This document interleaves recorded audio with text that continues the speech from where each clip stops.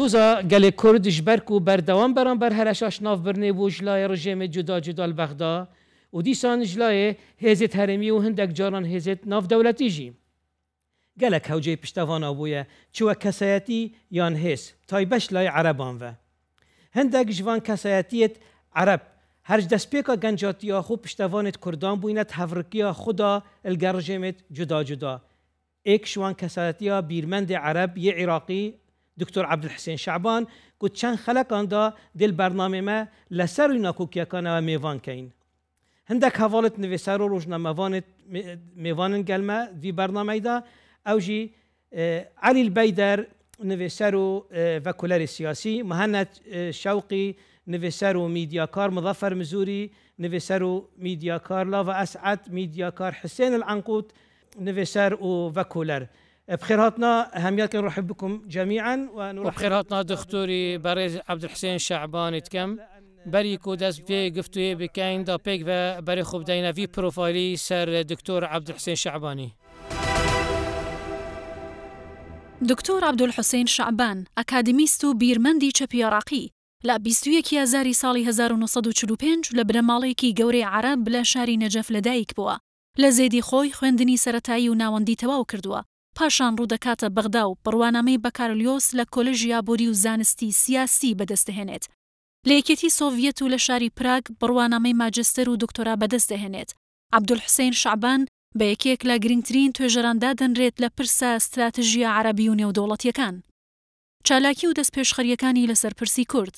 دوای هەڵگیرسانی شۆڕشی کورد لە ساڵی 1961 لەگەڵ کۆمەڵێک لە هەڤاڵانی لە کاتێکدا کە هێشتا خوێندکاری قۆناغی ناوەندی بوو بەشداریان کرد بۆ نووسین لەسەر دیوارەکان لە ژێرناوی ئاشتی بۆ کوردستان. ساڵی 1962 بەشدار بوو لە کۆکردنەوەی واژۆ بۆ داواکردن لە حکوومەتی عێراقی تا بۆردمانکردنی ناوچەکانی بارزان ڕابگرێت. ساڵی 1969 لەگەڵ کۆمەڵێک لە هەڤاڵانی داواکاریەکیان ئاراستەی ئەحمەد حەسەن بەکر کرد بۆ ڕاگرتنی شەڕ و پەنابردن بۆ دانوستان و پرسی کورد بە شێوەیەکی ئاشتیانە چارەسەر بکەن و دان بە مافەکانیاندا بنێن. دکتۆر عەبدولحوسێن شەعبان یەکێک بوو لەو کەسایەتیانەی پاڵپشت و پشتگیری بەیاننامەی 11 ئازاری 1970 کرد. لە ساڵی 1974 بۆ 1975 دکتۆر شەعبان دژی هێرشەکانی حکوومەتی عێراقی بۆ سەرگەلی کورد وەستایەوە. هەروەها دژایەتی ڕێکەوتنامەی جەزایری ساڵی 1975 کرد. لە ساڵی 1981 شەعبان لە بڕی کوردە فەیلیەکان و ئاوارەبوونی کوردەکان نامەیەک بۆ کورد فالدێم ئەمینداری گشتینەتەوە یەکگرتووەکان دەنووسێت. لە نامەکەدا بە شێوەیەکی گشتی داکۆکی لە مافەکانی گەلی کورد دەکرد. کاتێک سەرپەرشتیاری ڕۆژنامەی سەکۆی شیوعیەت بوو لە هەشتاکان بەردەوام پرسی کورد لە ڕۆژنامەکەیدا بڵاو دەکرایەوە و چەندین جار ئیدانەی زوڵم و ستەمەکانی باسی کردووە دەرهەق بە میلەتی کورد. لە ماوەی ساڵەکانی 90ەکاندا دکتۆر شەعبان چەندین بڕیاری نێودەوڵەتی بۆ پشتیوانی لە دۆزیگەلی کورد وەرگرت. لەوانە کۆنفرانسی شتۆتگارد لە ئەڵمانیا، کۆنفرانسی مارسیلیا لە فەڕەنسا و کۆنفرانسی بەرشلۆنە لە ئیسپانیا. لە کاتی ڕفراندۆمە مەزنەکەی ئەیلولی 2017 لە کوردستان دکتۆر شەعبان چەندین بابەتی نووسیوە کە تیایدا داوای ڕێزگرتن لە هەڵبژاردنەکانی کورد دەکات، لەوانە مافی بڕیاردانیان. دكتور مرة أخرى نرحب بك ونشكرك.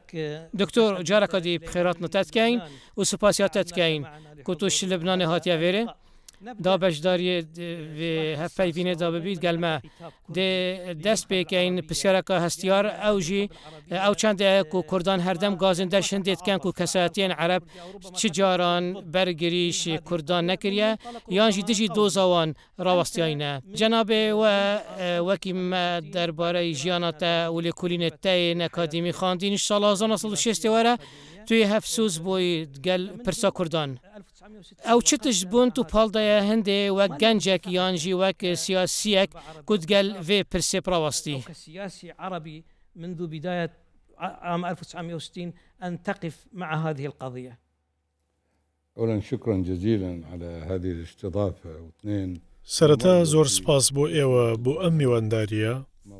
دووەمیش من سەرسامم بە ناونیشانی بەرنامەکەتان بە ناوی لە سەروی ناکۆکیەکانەوە واتە سیرکردنی ناکۆکیەکان لەسەرەوە. ئەمە شتێکی ئەرێنیە و جەخت لە خواست و ئارەزوو بۆ هاوبەشەکانی مرۆڤ دەکاتەوە من لەو باوەڕەدا مەمە پرسێکی گرنگە بە دیاریکراویش بەلای هاوپەیمانانی دۆزی کوردەوە. یەکەم جار بەیاننامەیەکی حزبی شیوعی سەرنجی منی ڕاکێشە کە لە ساڵی 1957 بە بۆنەی نەورۆز دەری کردبوو لەسەر لاپەڕەیەکی کاغەزەکە بە زمانی کوردی و لاپەڕەی دیکەی بە زمانی عەرەبی نووسرا بوو. ئەمە ساڵی 1957 بوو. یەکەم شت بوو کە سەرنجی منی ڕاکێشە. شتی دووەمیش باوکم هاوڕێیەکی هەبوو، ناوی باوکی سیروان بوو. وا دیار بوو ئەو لە دوورەوە بوو، بە شێوەیەکی نیمچە ڕۆژانە سەردانی شوێنی باوکی منی دەکرد. ئەمە شوای کرد پەیوەندێکی خێزانی لە ناومان دروست بێت. ئەو سەرەکەشی مامۆستای سەلمای خوشکم بوو. لێرەوە گرنگیدانم بۆ ئاشنابوون بە سروشتی کورد و دابوونەریت و کولتور و بۆنەکانیان زیاتر بوو، بە تایبەت جەژنی نەورۆز. کاتی خۆی لە عێراق پێیان دەگوت جەژنی درەخت، یانژی درەختیان دەچاند و دەچوونە ناو باخەکان و دارستانەکان و ڕووباری کوفە. ئەو کاتێمە لە نەجەف بووین، هەروەها شتی دیکەش. دواتر لە دوای شۆڕشی 14 تەمووز ڕووداوێکی گرنگ هەبوو، ئەویش باسکردنی دۆزی کورد بوو. یەکێک لە دیارترین نیگاکانی ئەو ڕووداوە کە لە هەزرمدا وێنا بووە، ژمارەیە گوێنە بوو کە ڕاستە و خۆ دوای شۆڕشەکە بڵاو کرانەوە. ئەوانی شوێنەی سەرکردەی نەمری کورد مەلا مستەفا بارزانی بوو. کاتێک مەلا مستەفای بارزانی هاتە عێراق مانگی دەبوو، واتە ئۆکتۆبەر لە ساڵی 1958 بوو. ئەمەش دوای کۆچی بۆ یەکێتی سۆڤێت بوو کە ماوەی 12 ساڵ لەوێ مایەوە. لە ڕێگەی قاهیرەوە گەڕایەوە و لە قاهیرە چاوی بە سەرۆک جەمال عەبدولناسر کەوت. لە قاهیرەشەوە بە کەشتی هاتە بەسڕە. لە بەسڕە پێشوازیەکە مازن لێ هاتەکردن وێرێ، پێشوازیەکی جەماوەری گەورەی لێکرا. ئەمە جەختکردنەوە بوو لەسەر بانگەوازی بۆ برایەتی نێوان کورد و عەرەب. هەر بۆیە دروشمی بزوتنەوەی نەتەوەی لە ساڵانی سیەکانەوە لەسەر بنەمای برایەتی نێوان کورد و عەرەب بنیادنرا بوو کە هەموو پیلانگەڕەکانی ئیستیعمار و بێگانە پەرستی لە ناو دەبرد.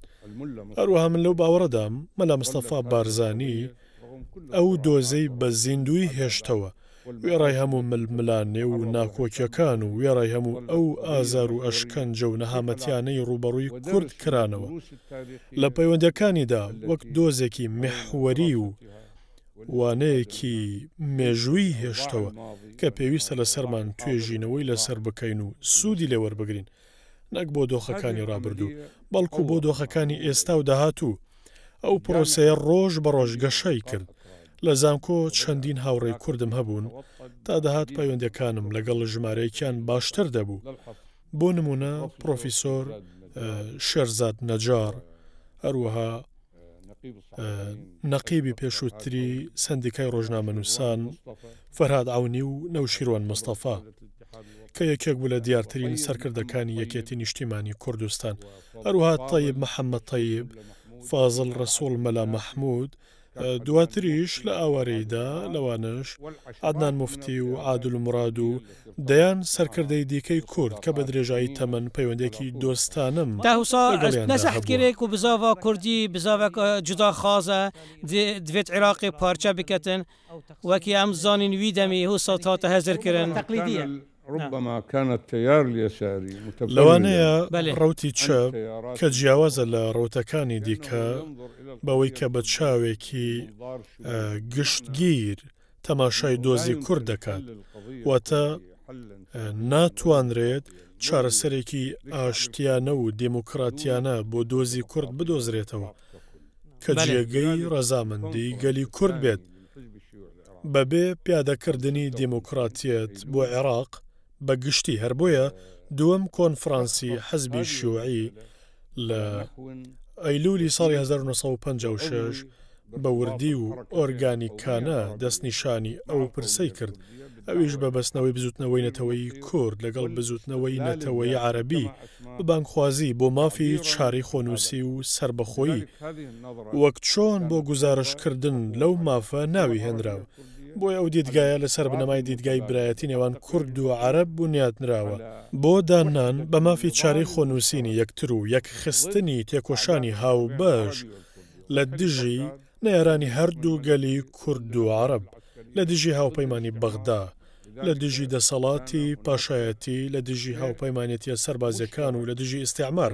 بۆیە لێرە شتێکی هاوبەش لە نێوان کورد و عەرەب هەبوو، ئەوان لە پێناو یەکڕێزی کوردی تێدەکۆشان و عەرەبیش لە پێناو یەکڕێزی ئوممەی عەرەبی تێدەکۆشا.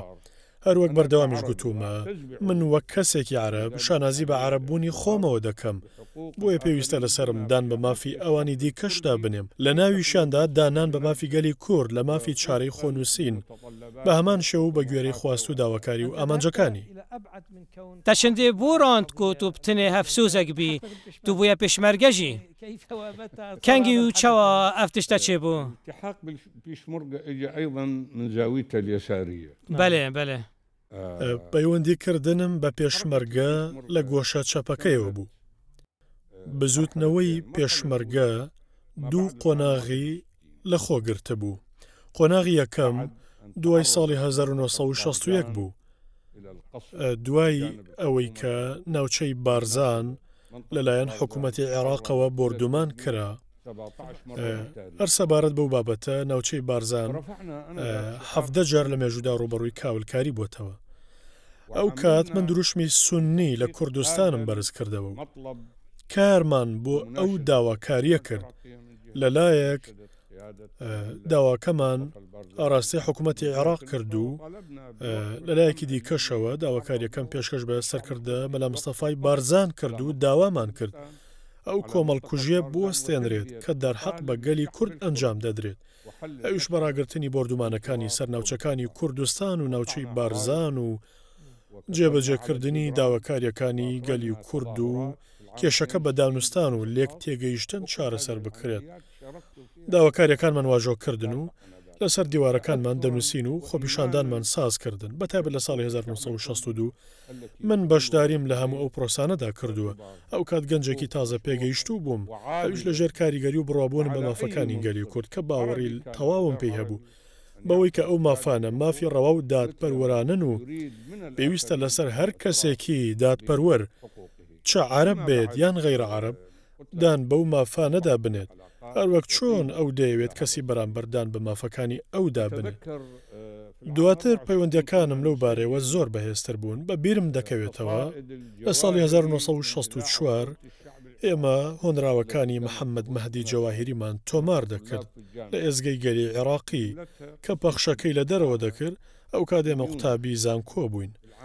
لەوانش ئەو هۆنراوەی لە میۆنشن پێشکەشی کرد لە ساڵی 1964 لە ناو کۆمەڵی قوتابیانی کورد.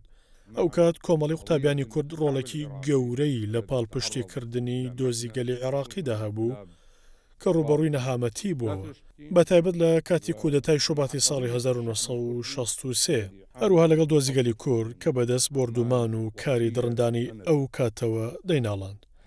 ئەو هۆنراوەیە ناوی کوردستان نیشتیمانی قارەمانان بوو. هەروەک لە ساڵی 1964 تێدا دەڵێت قلبي لكردستان يهدى والفم ولقد يجود بأصغريه المعدم. يعني نقول له سلم على الجبل الأشم ولا أنت تعرف عن بنيه من هم. دواتر وصفی بارزانی دەکات و پێی دەڵێت تتقي نظراته شهب الأسود ويدريها الضيغم. ئەم نیگایانە لە ناو هزرمانەوە بەتایبەتی لە کاتی دیدارە مێژوویەکەم لەگەڵ بارزانی. دێ بەحسێ خاڵەکەین بەری بچینەت ناوی بابەتیدا دێ دەرگای پرسیاران بەکەین بە هەواڵێن نوێسەر ڕۆژنامەوان و لێ کولەر دێش بەڕێز حسێن ئەلعنقود نوێسەر و بە کولەر دەست پێکەین کەرەم کە ئەگەرتە پرسیارێک یان تێبینیەک هەبیتن. بتایبەت توشی کو عربك عراقي و تعرف كومبونا قال الدكتور عبد الحسين الشعباني دولة كري. هذا الحوار مع الأستاذ الدكتور عبد الحسين الشعبان. الحقيقة أنا سمعت مقدمة البرنامج أنه يعني هناك عتب على النخبة. لراستي دا جويستي بيشكي برنامج كبو كلومي نخبي عراقي دكري. نخبي عراقي دابشي سرسي بجدبن. نخبي سياسي و نخبي روشنبيري هوشيارهن. هروها نخبەی ئاسایی هەیە سەبارەت بە عێراقیەکان دابڕانێکی مێژووی لەگەڵ هەرێمی کوردستان بۆ ساڵانێکی دوور و درێژ هەیە ئەویش بەهۆی بێڕەحمی جوگرافی و بێڕەحمی سیاسی واتە وەک دەزانیت نەوەکانی ئەم دواییە هیچ شتێک لەبارەی کوردەوە نازانن تەنیا دوای هاتنی داعش نەبێ بۆ ناوخاکی عێراق خەڵکی 5 پارێزگا ئاوەرە بوون اینجا لەبارەی کوردیان زانی و کوردیش لەبارەی عەرەبیان زانی و دەستیان بە فێربوونی زمانی یەکتر کرد هەروەها ڕۆشنبیرانی عەرەب لە میانەی کتێب و کەناڵەکانەوە بەباشی لە دۆزی کورد تێگەیشتن من ناڵێم شکست بەڵام میدیای کوردی لە ڕەواژدان بە دۆزی کورد تا ڕادەیەک دواکەوت ئێمە بینیمان پێشتر کەناڵەکان تەنها پەخشەکەیان بە کوردی بوو بەڵام ئێستا کەناڵەکانی کوردستان 24 و ڕوودا و پەخشی عەرەبیشیانەیە واتە بەشی عەرەبیشیان کردوتەوە ئەمە شتێکی باشە هەندێک کتێب هەن ئێستا وەردەگیاندرێن لە ڕێگەیانەوە ئێستا دەزانین شاعیر و چیرۆکنووس و سیاسەتمەداری کورد کێیە پێشتر هیچمان لەبارەیانەوە نەدەزانی ئێمە وەک توێژی ڕۆشنبیران زۆر شتمان نەدەزانی ئەوەی دەمانزانی تەنیا ئەوە بوو کە بۆ ماوەی چەندەیەک شەڕ لە نێوان کورد و حکوومەتی عێراق بەردەوامە هەر بۆیە ئێمە بە شێوازێکی دیکە لەو بابەتە تێگەیەندرا بووین کە لە دۆخە ڕاستەقینەکە جیاواز بوو ئەوانەی ئاوارەی هەرێمی کوردستان بوون بەم دواییانە ڕاستیەکانی زۆرێک لە نیهێنیە گەورەکانیان بۆ ئاشکرا بوو من وەک خودی خۆم کتێبەکانی سەرۆک مەسعود بارزانیم خوێندۆتەوە و شتی زۆر سەرسوڕهێنەرم دۆزیەوە کە پێویست بوو ئەو کتێبانە بکشتێندرێن و ڕەواجیان پێ بدرێ و خوێنەری عەرەبی بیان خوێنێتەوە ئەvە خاڵەکە گەلێکی گرنگ بوو واتەلایەنێ کوردی دوێ دەست پێشخەریە هەندێ بکات تەوەکو هزرەکە ڕاست دفەگوهێزیت بۆ کەساتیت عەرەب کاک حسێن چ پرسیارێتی هەنە بۆ دکتۆر عەبدولحسین شەعبانی دەربارەی وان بابەتێتوی بە حەزێژەی کردین بەرینوکە من هیچم نییە سپاس بۆ ئەو دەرفەتەی کە ئێمەی لەگەڵ بەڕێز حسێن شەعبان کۆ کردەوە گەلک سپاس دکتۆر هەروەکی مەگوتی بەرینو کە هەردەم کورداش عەرەبان گلەیی کرینە سەر بێدەنگیەوان لێ بەرامبەر هەندێژی گازدەش کوردان یان لاانێت کوردیژی هاتیەکردن گوت کەمتەر خەم بۆینە چێکردنا پەیوەندیادا گەل کەسەتیان عەرەب حتا باڵاوان بکەشتە سەرپرسە کوردان دیف تەجرباتە تو چاوی بابەتی لێک دەی نعم ربما من الجانبين بەڵێ لەوانەیە ئەمە دوو لایەنە بێت لێرەدا خاڵی ئەرێنی لەلایەن هەردوو لە هەن و کەمتەر خەمی چ پێتویە سەر کوردان کو بکەن ڕێگەم بدە با پێێتی بڵێم من هەر لە کاتێکی زووەوە هەستم بۆ بابەتە کردووە هەر لە ساڵی 1992ەوە کاتێک یەکەم دانوستانی عەرەبی کوردی بەڕێوە دەچوو نەک لە نێوان حکوومەت و سەرکردایەتی بزوتنەوەی کوردی بەڵکو لە نێوان نخبەی هەزری و ڕۆشنبیری کورد و عەرەب بوو ئەو کات 50 ڕۆشنبیرم کۆ کردەوە 25 کورد بوون لە تەواوی ئەو نخبانەی کە دەیان ناسی لەوانە وەکو هۆشیار زێباری مەحموود عوسمان محسین دزەی و لەتیف ڕەشید لەگەڵ ڕێزم بۆ ناونیشانەکانیان هەروەها لەوانە ئیبراهیم ئەحمەد عادل موراد تەواوی ئەو دەستە بژێرانە لە یەکەم گفتوگۆی عەرەبی کوردیدا بەشدار بوون لە وڵاتانی عەرەبیش لە سەعودیە لە میسر لە سووریا لە لوبنان و هەڵبەتە لە عێراقیش کە بە بیرم دێتەوە 5 عێراقی بوون بە شێوەیەک دەستنیشانم کردن کە هەر یەکێکیان هوێنەرایەتی پێکاتێکی جیاواز بکات بۆ نمونە حوسێن بەحرولعلوم لە ڕەوتی ئاینی عامر عەبدوڵڵا لە ڕەوتی مارکسی و شیوعیەت هانی فەکێکی لە ڕەوتی نەتەوەی و بەعسی هەروەها دکتۆر حەسەن چەلەبی لە ئاکادیمیاکانی نزیک لە ئەمریکا و ئاراستەی لیبرالیزم هەروەها سامی شۆڕش کە ئەو کات ئەویش لەگەڵمان بوو گفتوگۆیەک بوو تا ئێستاش قسەی لەسەر دەکەین ئەویش چەمکی هاوڵاتی بوون چییە؟ چەمکی حکمی ذاتی چییە؟ فیدراڵیەت چییە؟ کۆنفیدراڵیەت چییە؟ مافی چارەی خۆنووسین چییە؟ ئایا دەکرێت کورد قەوارەیەکی تایبەت بە خۆیان پێک بهێنن؟ دەوڵەت چۆن دەکرێت ئەو هەموو مافانە لەناو عێراقێکی جیاواز لە ڕابردوو شوێن بگرن؟ عێراق هەروەک بیری لێ دەکرایەوە تا ئێستاش ئەو چەمکانە لەلایەن ژمارێک لە ڕۆشنبیرانی کورد و عەرەب دەخرێنە ڕوو. گفتوگوی جاری دووەم واتە گفتوگۆی کوردی عەرەبی کە مام جەلالی شتەیدا ئامادە بوو لە چالاکوانە بانگخوازەکان بۆ سازکردنی ئەو گفتوگۆیە عەدنان موفتی و عومەر بۆتانی بوون. گفتوگۆیەکە لە قاهیرە بەڕێوە چوو. هەروەها ژمارەیەک نوخبە و دەستە بژێری کەسایەتی تێیدا ئامادە بوون کە لە ساڵی 1998 بوو. واتە گفتوگۆی دووەم کە بەداخەوە ئەمە دوای شەڕی براکوژی نێوان کوردی بوو کە لە ساڵی 1994ەوە سەری هەڵدا و تا 1998 بەردەوام بوو. دواتر چەند گفتوگۆیەکی دیکە بەڕێوە چوون. بەم دوایانش بەر لە 3 ساڵ گفتوگۆیەکی کوردی عەرەبیمان لە عەمان بە سەرۆکایەتی شازادە حەسەن ساز کرد. لەو گفتوگۆیە لیژنەیەکی ئامادەکار بەرهەم هات. لە لیژنەی ئامادەکاریش لیژنەی بەدووادا چوون. دواتر بە گفتوگۆیەکی دیکە کە ئەویش بە سەرۆکایەتی شازادە حەسەن بوو. کارەکانی گفتوگۆی پێشترمان تەواو کرد. گفتوگۆیەک بوو بۆ ڕووناکبیرانی 4 نەتەوەکە: فارس، تورک، کورد و عەرەب. ئەمیر حەسەن ناوی ئەو گفتوگۆی ناستوونەکانی 4 نەتەوەکە. من پێم وایە ئێمە پێویستمان بە گفتوگۆی لەو جۆرەیە بۆ ئەوەی بتوانین دەرچە و درزەکان لەلایەن هەردوو لاوە دابخەین. لەوانەیە هەندێک جار بەشێک لە هۆکارەکە شۆڤێنیەت و خۆ بە گەورەزانین بێت، بەشێکیش لەوانە بیرتەسکی نەتەوەی و خۆ بە دوورگرتن بێت. بۆیە لە پێناو داخستنی دەرچەکان و پڕکردنەوەی درزەکان دەبێت گفتوگۆ لەلایەن هەردوو لا بکرێنەوە و پێویستە ڕۆشنبیرانیش ڕۆڵێکی گەورە لەو بارەدا بگێڕن. ڕاستە دماوێ تەجربەمێنت ناف ڕاگەاندنە عەرەبیدا کۆ نزیکی 25 ساڵان من ئەزمونت نافدا هەیە وەک ڕۆژنامە و گۆڤارە و تەلەڤیزیۆنە بەشداری من هەبووینە. ئەس گەل چەندین مەزنە ڕۆژنامە گەرێت عەرەب بەرنیاز بوویمە بەری بینە کوردستانێ و کە هەسەتی و سەرکردێن کورد ببینن. ئەس چێن بێژم کۆوان هزرەکە جیاواز سەر کووردا و پرسا کووردا هەبوو. لێ دەمێ هاتینە کوردستانێ و کوردستان دیتی هزراوام تەمامی هاتە گۆڕی بشەوەکی ئەرینی. أخرى إيجابية. هەر لەو چوارچەوەیەدا چەندین کۆمەڵەی دۆستایەتی نێوان کورد و عەرەب دامەزرێنراون. یەکێک لە دەست پێشخەرەکان کاک سەلاح بەدرەدین سەرکردەی کوردی سووری بوو. ئەو ناسراو بوو. بە ماوەیەکی درێژ کاری کردووە چ لە چوارچێوەی ڕابیتەی کاوە یانیش ئەوانی دیکە بە مەبەستی کردنەوەی کەناڵ و دروستکردنی پرد لە نێوان دەستە بژێری هزری و ڕۆشنبیری کوردی و عەرەبی. ئێمە پێویستمان بە زیاترە نەک لە سەراستی سیاسی. لەوانەیە سیاسەت جیاوازی بخڵقێنێت بەڵام ڕۆشنبیری کۆ دەکاتەوە. دەتوانین هونەرمەندان بهێنین، وێنە کێشەکان، میوزیک ژەنەکان، ئەدیبان، وەرگێڕەکان، فۆلکلۆر، گۆرانی.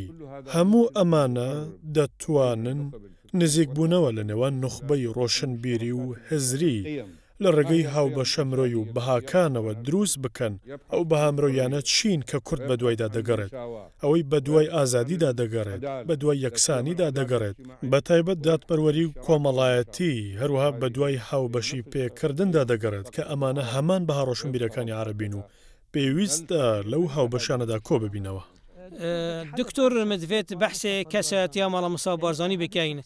ئەv کەسایەتیا نزیکی 100 ساڵانە کاریگەریە خولسەرێ ناوچەیە هەی جیاناویدا و پشتی جیاناویدا و پشتی ژیاناویژی.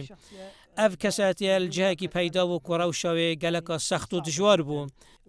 ئەو نەچوو چزان کویا لێشیا سەرکرایەتیا بزاوەکێ بکات و پێکولت کرد دەرگەهێ بەغدا قوتی دابگەهنە چارەسەریە ئارێ شەیان. هەر هوسا پێکۆل کرد دەرگەهەیە وڵاتین ژیران بقوتیت و حتا گەهشتیا ئێکەتیا سۆڤێتی و تەنانەت پێکۆلکردن گەهیتە ئەمریکا دەمێ هەست چەندێکیری و ئەمریکا هێزە هەری مەزنە و چێت بیت ئەو ببیتە فاکتەرێکی هاری کار بوو چارەسەرکردنەکەیشا کوردی دتەواهیە ژیانە خۆ سەروان پێکۆلانی بەردەوام بوو تووشیاوی کەساتی بینی دەمەکیدا کو بزوتنەوە کوردی و حکومەتە عێراقیت ئارێشاندا بوون تا چاوە ئەف مرۆڤە دیت و تا چ تێبینی کرد دوێ کەساتیدا وە کەستێکە ڕەوشەمبیری و عسکەری پەیوەندیاویت گەل لایەنی عەرەبی من حيث العلاقة مع الجانب العربي. أتذكر أننا اتخذنا قرارا بەبیرم دێتەوە بڕیارێکماندا بۆ هەڵمەتێکی واژۆکۆکردنەوە لە بەغدا کە تێیدا مخاتەبەی سەرۆک ئەحمەد حەسەن بەکر و سەرکردە بارزانیمان کرد لە پێناو یەکلاکردنەوە و گفتوگۆ و دانوستان بۆ گەیشتن بە چارەسەر بۆ جێبەجێکردنی داواکاریەکانی گەلی کورد لەو ماوەیەدا بەیاننامە 11 ئادار دەرچوو من و هاوڕەکەم لوئەی ئەبوتەمەن سەرکردەی قوتابی و لاوی دیار بروسکەیەکمان واژۆ کردو لە 23 ئاداری ساڵی 1970 لە ڕۆژنامە عێراقیەکان بڵاومان کردەوە هەروەکو پشتگیریەک بۆ بەیاننامەی 11 ئادار هەروەها وەک بانگەوازێک بۆ کۆکردنەوەی کۆمەڵەی هێزە نیشتیمانیەکان لە چوارچەوەی بەرەیەکی نیشتیمانی کە داواکاریەکانی گەلی عێراقی لەو قۆناغەدا جێبەجێ بکات. هەروەها بڕیارێکماندا دوای بڵاوبوونەوەی لە ڕۆژنامەکان و پێشکەشکردنی ئەو داواکاریە بە چوونمان بۆ بارگای مەلا مستەفا بارزانی لە گەڵاڵە بە مەبەستی پیرۆزباییکردن بە بۆنەی بەیاننامەی 11 ئادار و خستنە ڕووی داواکاری گشتیەکانی دیکە بەو هیوای وەک داواکاری عێراقی لە بەرچاو بگیرن. ئەلبەتە ئەمە ڕوویدا لە یەکی ئایار من لە بەغداوە بەرەو هەولێر بەڕێکەوتم بە مەبەستی سەرپەرشتیکردنی دامەزراندنی ڕێخستنێکی قوتابیان بە ناوی یەکێتی گشتی قوتابیان لە کوردستان. ئەو کات ماوەی زیاتر لە 2 ساڵ بوو من کۆلێژم تەواو کردبوو. لە هەمان شوێن لە هەولێر شاندێکم پێکێنا و چووینە بەرسرین. ئەو کات ملازم خەدر فەریق نوعمان سوهێل تەمیمی ڕاوێژکاری هاوڕێم سەرۆک مەسعود بارزانی بەرپرسی بەرسرین بوو. دوای ئەوەی کە پەیوەندی لەگەڵ سەرکردایەتی مەلا مستەفا بارزانی کرا بە ئێمەیان گوت کە بە ئۆتۆمبیلێکی بچووک ئێمەیان لەگەڵ خۆیان بردە گەڵاڵە واتە لە بەرسرین بۆ گەڵاڵە. هەر بۆ نمونەش دیتن بەر لە چەند ڕۆژێک چوومە بەرسرین و وێنەیەکم لەوێ چرکان. چووینە گەڵاڵە و یەکەم دیدارمان لەگەڵ فرانسۆ هەریری بوو. دواتر چوونی لای مەلا مستەفا بارزانی و زۆر چاوم لەسەر نیگاکانی بوو. هەمان ئەو نیگایانە بوون کە شاعری گەورە محەممەد مەهدی جەواهیری باسی کردبوو. ئەوەمان بۆ خستە ڕوو کە لە بەغدا ڕوو دەدات. دوای بەیانی 11 ئادار حکوومەتی عێراق هەڵمەتێکی لە جی چەپڕەوەکان و شیوعیەکان و ئێزە نەتەوەیەکانی دیکەی نەتەوەی عەرەب و ئەوانی دیکەش دەست پێ کرد. ئەو حاڵەتەمان بۆی باس کرد کە ژمارەیەک دەزگیرکراویشمان هەن. ئەوانەی لەو دانیشتنە بە هەیبەتەدا ئامادە بوون ساڵح یوسفی، علی عەبدوڵڵا، مەحموود عوسمان و هەروەها علی شنگالی بوون لەگەڵ ڕێزم بۆ ناو نیشانەکانیان. لەو کاتەی من لەوێ بووم کەسێک هات هەندێک قسەی بەگوێی بارزانیدا شرپاند. پێی گوتم کاکە عەزیز گەیشتووە. من پێم گوت مادامەوە گفتوگویەکی تایبەتانێ من ڕوخسەت وەردەگرم. پێی گوتم تۆ دەمێنیتەوە. منیش بەدەستم ئاماژەم بۆ شاندەکەمان کرد کە لە دەرەوەی نووسینگەکە چاوەڕێم بکەن. ئەویش لای خۆیەوە بەدەستی ئاماژەی بە ملازم خەدر کرد کە بمێنێتەوە. هەروەها عەزیز شەریف هات. من وام دەزانی عەزیز محەممەدە هاتووە. بەڵام بۆ ماشکرا بوو کە ئەوەی هاتووە عەزیز شەریفە کە ئەو کات وەزیری داد بوو. دوای سەلام و کەلام سەرکردە بارزانی داوای لێ کردم هەموو ئەوەی بۆم گێڕابووە بۆ عەزیز شەریف دووبارەی بکەمەوە. منیش هەموو ئەوەم بۆ گێڕایەوە کە لە چەند مانگی ڕابردوو لە بەغدا ڕوویدا بوو کە بەیاننامە یانزەی ئادار تێیدا واژۆ کرابوو بەوەی کە حکوومەتی بەغدا هەڵمەتێکی ڕاگەاندووە لە بەسرەوە دەستی پێ کردووە دواتر عیمارە ناسریە کورد سەماوە دیوانیە و تا گەیشتن بە بەغدای گرتووەتەوە کە هەڵمەتێکی گشتگیر بوو. ئەو داوای لە ساڵح یوسفی کرد نامەیەک بنووسێت وەک وەڵامێک بۆ ئەو قسانەی من کردم. ئەویش بەدەست و خەتە جوانەکەی و ئەوەی کە بەبیرم بێتەوە بە مەرەکەبی سەوز نووسی و یوسفی مۆرەکیشی لێدا لەسەری نووسرا بوو لا يكلف الله نفسا إلا وسعها. مصطفى بارزاني. ئەو نامەیەمان لە ڕۆژنامەی طریق الشعبی ئەو کات بڵاو کردەوە و وەرمانگەڕایە سەر چەندین زمانی جیاواز چونکە یەکەم ئاماژەی نەرێنی بوو دوای بەیاننامەی یانزەی ئادار کە دژی حکوومەتی عێراق بڵاو کرایەوە. ئەمە شوای کرد هۆشداریمان پێ بدرێت کە پێشتر بیرمان لەوە نەکردە بووەوە. ئەمە بەر لە ڕووداوەکەی هەوڵی کوشتنی ساڵی 1970ەوە هەوڵی بۆ درا. ئەو بە بیرتیژەکەی و خوێندنەوەی بۆ داهاتوو هەستی بەوە کردبوو کە شتێکی وا ڕوودەدات. بەڵێ دێزڤڕینە دەفەڤاڵان کاکمەهان نادەهەکاتە پرسیارەکە بیت بوو دکتۆری؟ بەڵێ زۆر سوپاس مامۆستا ئەحمەد. سوپاس دکتۆر بۆ ئەو زانیارێ بە پێزوو بە نرخانە کە بە ڕاشکاوانە ئێمە لە بیستنی ئەو زانیارێ گرنگ و مێژویانە بێبەشین وەک ئەوەی لەسەر کورد نووسراوە بە درێژایی مێژوو کۆچپێکردن و ڕوبەڕووبوونەوەیان لەلایەن دەسەڵاتی عێراقەوە جا پاڵنەری هەبێت یان نا زانراویشە کە جەماوەر لە عێراق هەمیشە لەلایەن و توێژی دەسەڵاتدارەوە کۆنتترۆل دەکرێت. جەنابەت ئاماژەت بەوەدا کە ناوچەی بارزان 17 جار بردومان کراوە ئەنفال و هەڵەبجە و ئەوانی دیکە. هۆکاری ئەو دوژمنکاریەی دەسەڵاتەکانی عێراق چی بووە؟ هەر لە سەردەمی پاشایەتی دواتر دەسەڵاتی بەعسی و پاشان دەسەڵاتی سەددام و تەنانەت تا دەگاتە دەسەڵاتدارانی ئێستاش. بۆچی ئەو دوژمنکاریە؟ بۆچی بە چاوی یەکسانی سەیری میلەتی کورد ناکەن و لە باوەشیان ناگرن؟ جەنابەت باسی ئەوەشت کرد لە ساڵانی 60ەکان مەلا مستەفا بارزانی لە بەسرا لەلایەن گەلەوە پێشوازیەکی شاهانەی لێکرا. ئەمە مانای وایە خەڵک ئەویان خۆشویستووە بۆیە بەم شێوەیە وەک پاشاکان پێشوازیان لێکردووە.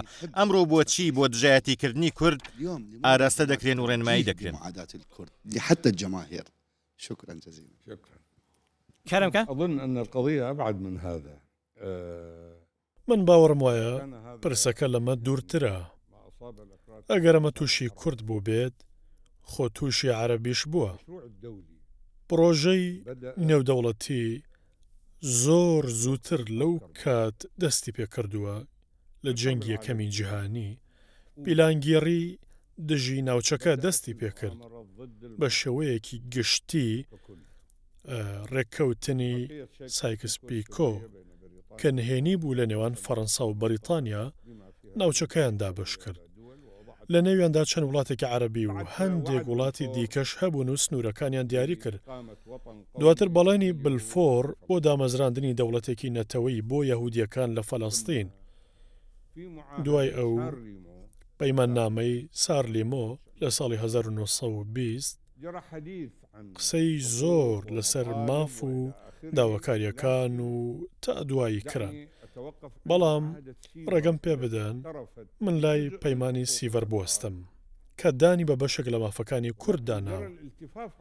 بەڵام دواتر لە پەیماننامەی لۆزان لە ساڵی 1923 خۆ دزینەوە لە پەیمانی سیڤەر ڕوویدا. هەندێک وڵاتی عەرەبی دابشکرا و هەندێکی یەکگرتووی ملکەچ بۆ هەژمونی بیانی پێکێنران بە تایبەت ئیستیعماریەکان وێڕای هەژمونی هەرێمی کە هەوڵیاندا کاریگەریان لەسەر ئەم ناوچەیە هەبێت.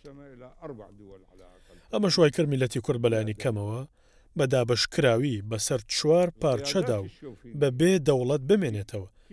سەرکردە شۆڤێنیەکان لە هەموو ئەو وڵاتانە جا چ لە تورکیا کە بەو چاوە سەیری کورد دەکەن گوایە تورکی نیشتەجێی ناوشاخن یاخود هەندێک حکوومەتی عەرەبی سەرکردایەتی عەبدولسەلام عارف لە ساڵانی 1963 بۆ 1964 بەو چاوە سەیری کوردیان دەکرد کە عەرەبی نیشتەجێی ناوشاخن.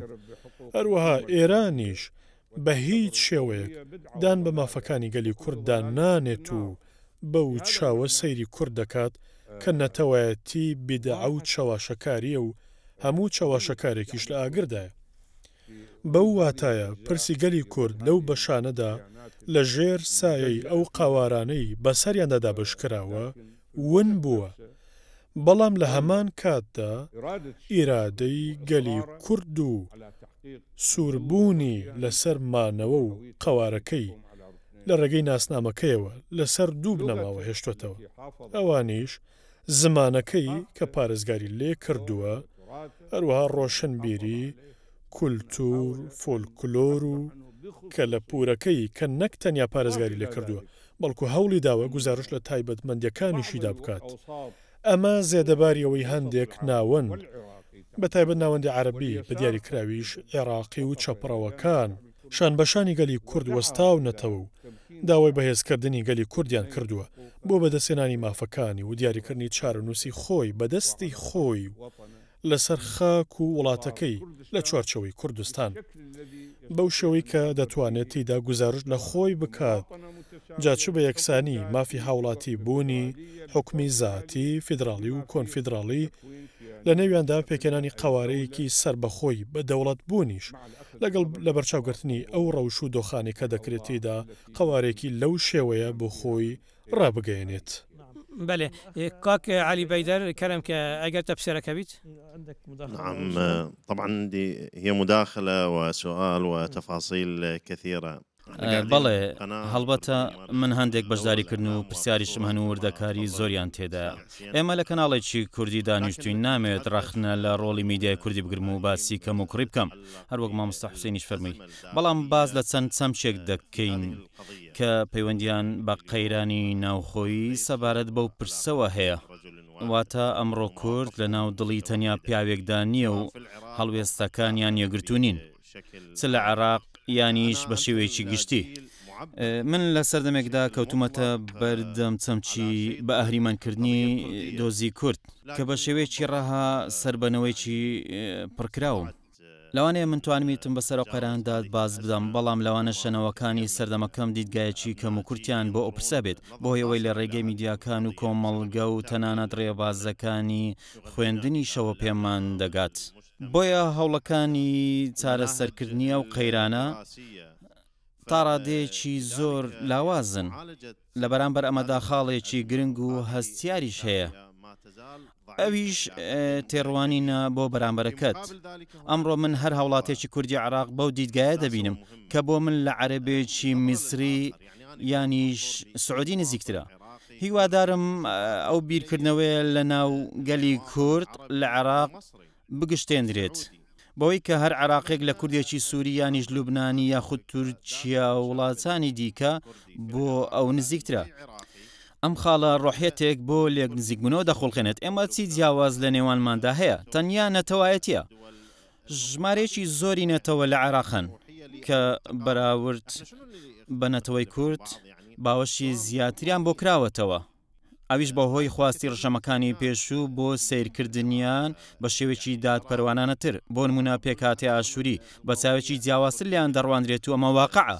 پرسیاری من بۆ جەنابەت قەیرانە ناوخۆیەکانی ناو کۆمەڵگەی کوردی هەڵبەتە ئێمە وەک عێراقی قسە دەکەین.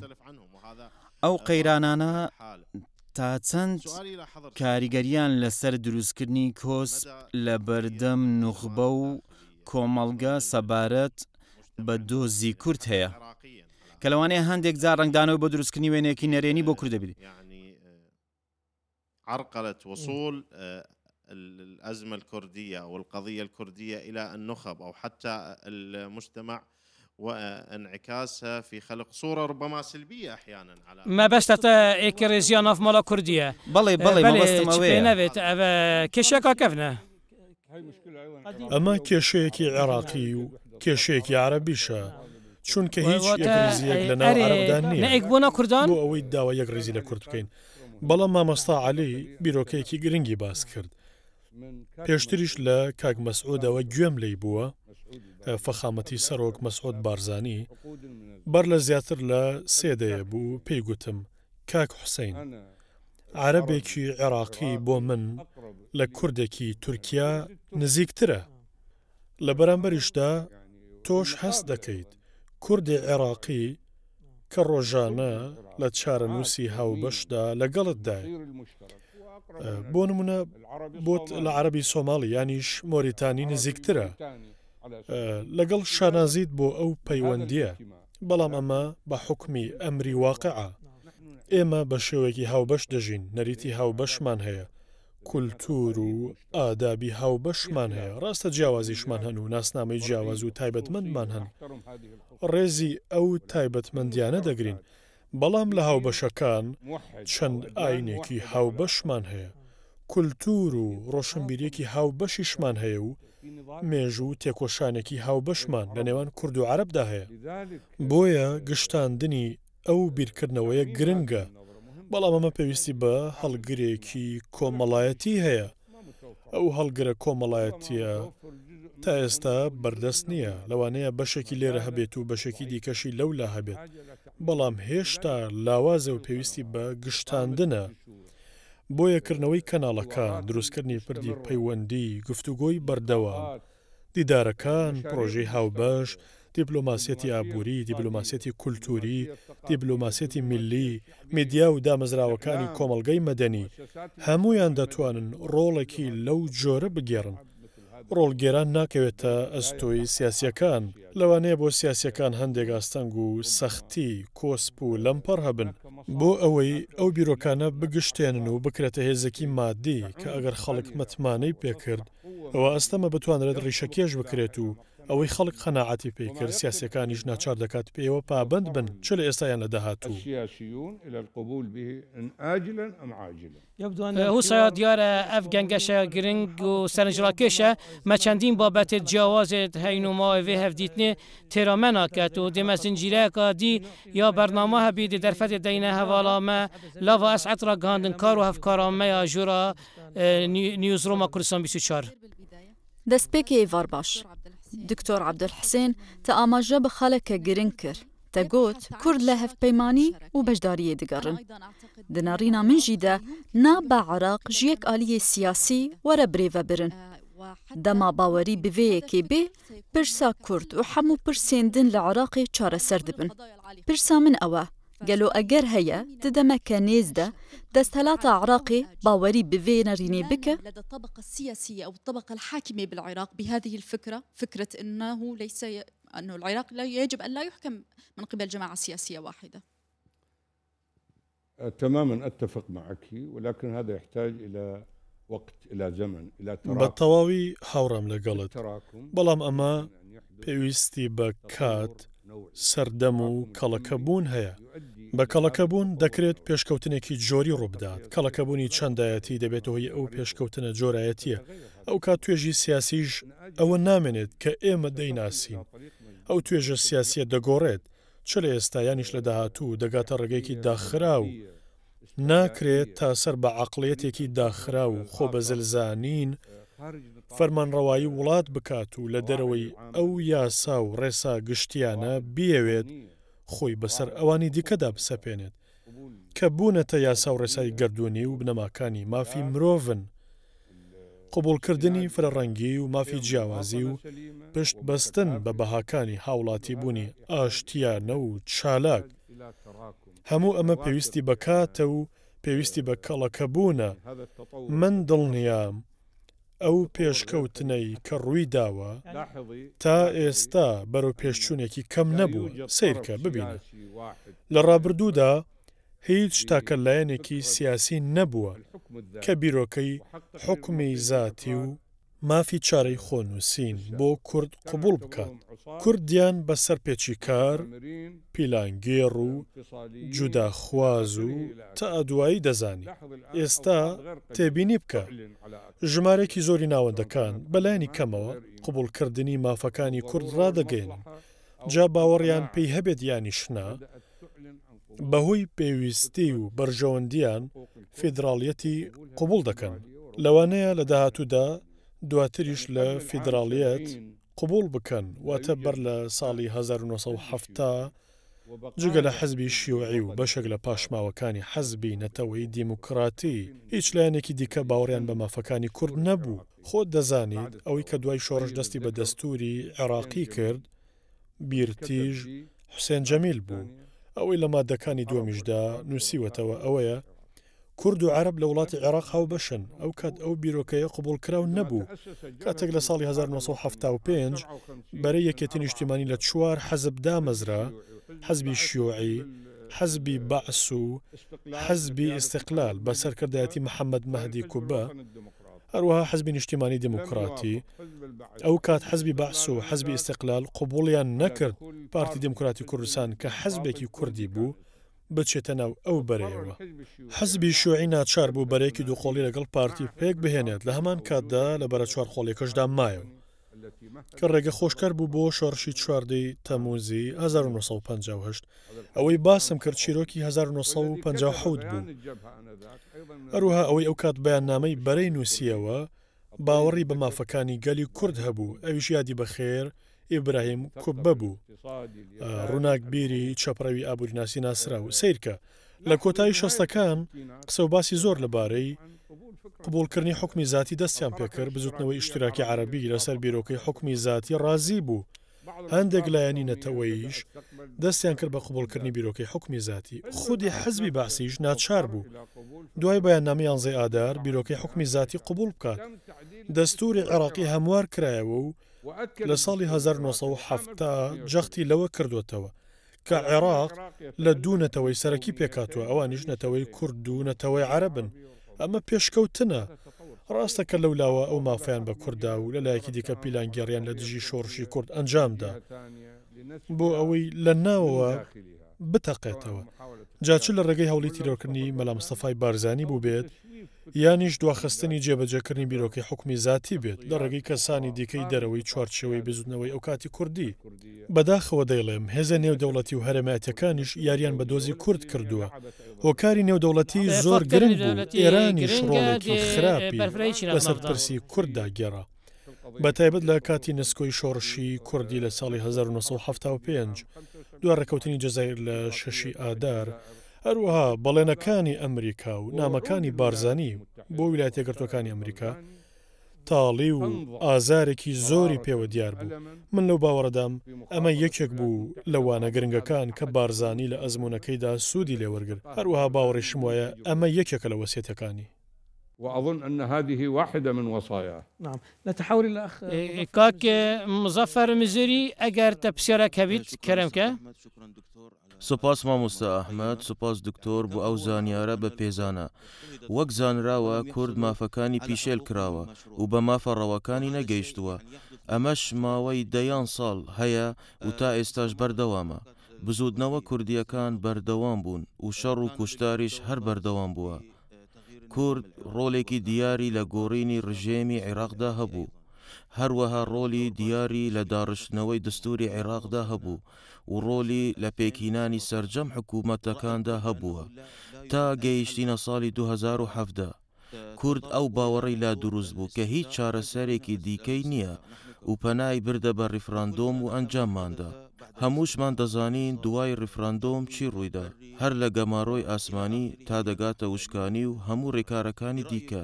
دەمانەوێت سوود لە ئەزموونی جەنابتەن لەو بارەیەوە وەربگرین. بەڕای ئێوە پێویستە کورد تاکەی چاوەڕێ بکات بۆ ئەوەی مافەڕەوەکانی بەدەست بهێنێت و زۆر سپاس. شكرا جزيلا. بالنسبة للاستفتاء خليني أجيك من الآخر. أنا كتبت 8 مقالات. زۆر سپاس. با لە کۆتاییەکەوە دەست پێ بکەم سەبارەت بە ڕیفراندۆم. من 8 گوتارم بەر لە ڕیفراندۆم و لە کاتی ڕیفراندۆم و دوای ڕیفراندۆم نووسیوە. هەروەها ئەو بیرۆکەی کە لە کۆڕبەندی عەرەبیدا بۆ سازکردنی گفتوگۆی کوردی عەرەبی پێشنیازم کرد کە بە سەرکردایەتی شازادە حەسەن بەڕێوەچوو دوای ڕیفراندۆم بوو.